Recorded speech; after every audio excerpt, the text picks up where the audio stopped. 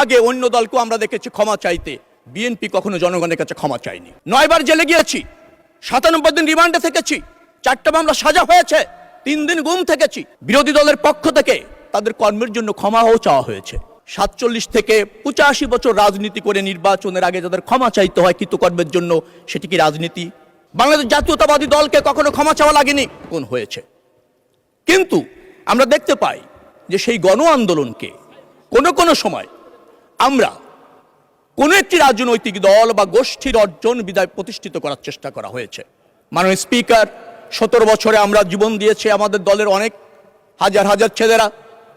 মাননীয় স্পিকার, চূড়ান্ত আন্দোলনে 1400 শহীদ হয়েছেন আমাদের সব শ্রেণী পেশার মানুষ, যাদের রক্তের বিনিময়ে এখানে বলা হয়েছে আমরা এই সংসদে এসেছি, এটি অত্যন্ত সত্য। কিন্তু এই সংসদে যারা আমরা এসেছি সবাই তো জীবন দেওয়ার জন্য প্রস্তুত আমরা ছিলাম।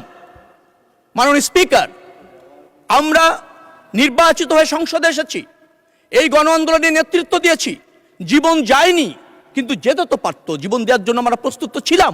অতএব কারো করুণায় অথবা কোনো গোষ্ঠী বা ব্যক্তির একক অর্জনে এই সংসদ নয়, এই সংসদ জনগণের সংসদ। মাননীয় স্পিকার, জুলাই আন্দোলন নিয়ে আমি একটি কথা বলতে চাই।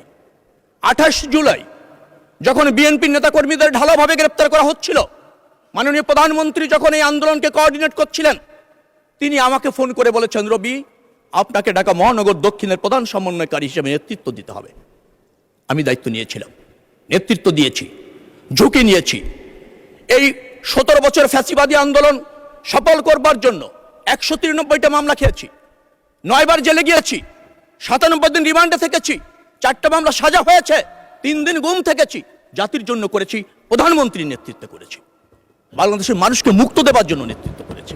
41 সালে যে রাজনৈতিক দলটি প্রতিষ্ঠিত হয়েছিল, যারা আমাদের বিরোধী দলে এখন আছেন, অনেক জাতীয় নির্বাচনে অংশ নিয়েছেন, এখনো পর্যন্ত জনগণ তাদেরকে ক্ষমতায় ভোটের মাধ্যমে আসীন করেননি। যন্ত্রণা তাদের থাকতে পারে, ব্যর্থতা তাদের থাকতে পারে, কিন্তু রাজনৈতিক স্বার্থে, জাতীয় স্বার্থে তাদেরকে রাজনীতি করতে হবে। 47 থেকে জাতীয় নির্বাচনের আগ পর্যন্ত বিরোধী দলের পক্ষ থেকে তাদের কর্মের জন্য ক্ষমাও চাওয়া হয়েছে, ভুল ভ্রান্তি মাপ চাওয়া হয়েছে। 47 থেকে 85 বছর রাজনীতি করে নির্বাচনের আগে যাদের ক্ষমা চাইতে হয় কৃতকর্মের জন্য, সেটি কি রাজনীতি? সেটাকে কি রাজনৈতিক দল বলা যায়? অনুশোচনা কি তাদের হয়েছে? জনগণকে এখনো বিভ্রান্ত করার চেষ্টা করা হয়, জনগণকে বিভ্রান্ত করা যায়? জনগণ যদি বিভ্রান্ত হতো তাহলে এই 26-এর নির্বাচনে বিএনপি তো ব্রুট মেজরিটি পেত না। তারা তো জনগণকে বিভ্রান্ত করতে পারেনি, জনগণ বিভ্রান্ত হয় না। বাংলাদেশ জাতীয়তাবাদী দলকে কখনো ক্ষমা চাওয়া লাগেনি। 96-এর নির্বাচনের আগে আওয়ামী লীগের প্রধান বলেছিলেন, একবার আমাদের ভোট ভিক্ষা দিন। এবারের নির্বাচনকে আগে অন্য দলকেও আমরা দেখেছি ক্ষমা চাইতে, বিএনপি কখনো জনগণের কাছে ক্ষমা চায়নি। কারণ বিএনপি জনগণের পাশে থেকেছে, জনগণের স্বার্থে আন্দোলন করেছে। এদেশের স্বাধীনতা সংগ্রাম বলেন, স্বৈরাচার বিরোধী আন্দোলন বলেন, 75 আপনার সিপাহী জনতার বিপ্লব বলেন, বহুদলীয় গণতন্ত্র প্রতিষ্ঠার জন্য বিএনপির হাত দিয়ে হয়েছে। 11 সরকার এসেছিল, অসাংবিধানিক সরকার, সেই সরকারকে নির্বাচনের বাধ্য করার জন্য, নির্বাচন দেওয়ার জন্য বিএনপি আন্দোলন করেছে। 17 বছরে বিএনপি জুলুম অত্যাচারের বিরুদ্ধে, ফ্যাসিবাদের বিরুদ্ধে আন্দোলন করে সফল গণঅভ্যুত্থান করেছে, যার জন্য জনগণ জানে বিএনপিকে তাদের ভোট দিতে হবে। কারণ বিএনপি দ্বারাই এদেশের স্বাধীনতা, সার্বভৌমত্ব, এদেশের বহুদলীয় গণতন্ত্র, এদেশের গণমানুষের শাসন, জবাবদিহিমূলক সরকার, জবাবদিহিমূলক সংসদ প্রতিষ্ঠিত করা সম্ভব। অতীতে হয়েছে, এখন হচ্ছে, ভবিষ্যতে হবে। এই জন্য বিএনপি একটা প্রতিষ্ঠিত রাজনৈতিক দল। গণভোটের কথা বলা হয়েছে, সত্য, গণভোট মানুষ 71% মানুষ রায় দিয়েছে। কিসের জন্য? জুলাই সনদ বাস্তবায়ন করবার জন্য। জুলাই সনদ কি? যে জুলাই সনদ আমরা রাজনৈতিক সমঝোতার ভিত্তিতে সমস্ত রাজনৈতিক দল সই করেছি, একমত হয়েছে। কিছু সাংবিধানিক সংস্কার আছে, অন্যান্য সংস্কার আছে, এটা আমরা বাস্তবায়ন করতে বদ্ধপরিকর, অঙ্গীকারবদ্ধ। মাননীয় প্রধানমন্ত্রী তা বলেছেন, আমাদের দল সেটা ধারণ করে এবং বাস্তবায়ন করবার জন্য অঙ্গীকার করেছে। আমরা জুলাই সনদের বাস্তবায়ন চাই। যে সনদের বাস্তবায়ন চাই সেটি হচ্ছে যেটা জাতি বা রাজনৈতিক দল সই করেছে, তার বাস্তবায়ন চাই।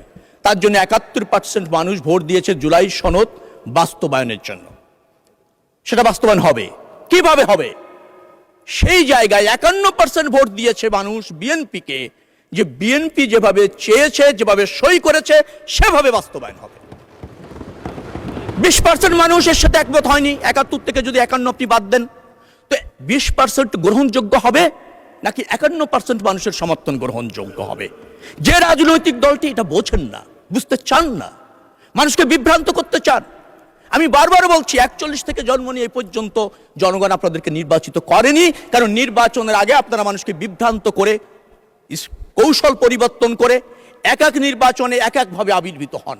এটা রাজনৈতিক দলের দায়িত্ব না। রাজনীতি শিখুন, রাজনীতি করুন, রাজনৈতিক প্রতিযোগিতা করুন, তাহলে দেশ অগ্রগতি হবে, গণতন্ত্র প্রতিষ্ঠিত হবে এবং আপনারা আমরা সবাই মিলে একটা রাজনৈতিক সৌহার্দ্যপূর্ণ পরিবেশ প্রতিষ্ঠিত করতে পারবো। সময় কম। মাননীয় স্পিকার, আপনাকে অসংখ্য ধন্যবাদ। মাননীয় প্রধানমন্ত্রীর নেতৃত্বে এদেশ এগিয়ে যাচ্ছে, এগিয়ে যাবে এবং এদেশের মানুষ তার উপর আস্থা রেখেছে, দলের উপর আস্থা রাখেছে। বিএনপি যে কোনো মূল্যে সেই আস্থা রাখবে ইনশাআল্লাহ।